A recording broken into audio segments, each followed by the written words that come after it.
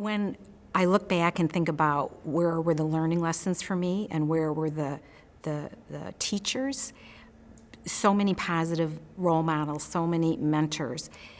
But maybe the most memorable is counterintuitive, and one that was a painful moment for me and actually very, very difficult. And I learned what I didn't want to do in the way of leadership. And that was when I graduated from high school.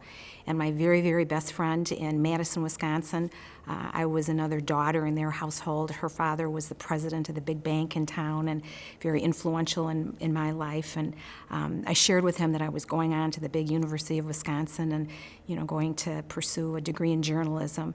And he looked at me and he just shook his head and said, "I just think that's the worst idea I've ever heard.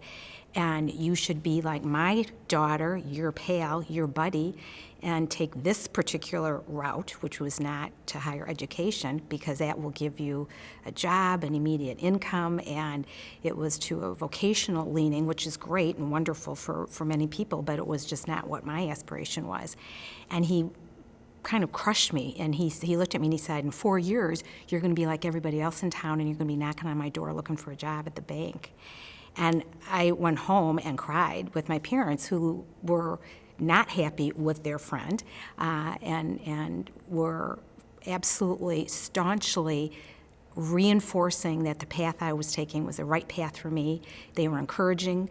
They were all about, you go and you get it done and you can be whatever you want. And if it's at a bank, that's great. And if it's something else, that's also awesome. But don't you ever let anybody tell you that there's something you can't do. So I learned that leadership is all about motivation and inspiration. It's not about defeating people for your own, power or your own aggrandizement. It's about motivating and it's about inspiring. And I've always remembered that. I remember him fondly, but I remember that moment as being a seminal moment of what I was not going to do to other people.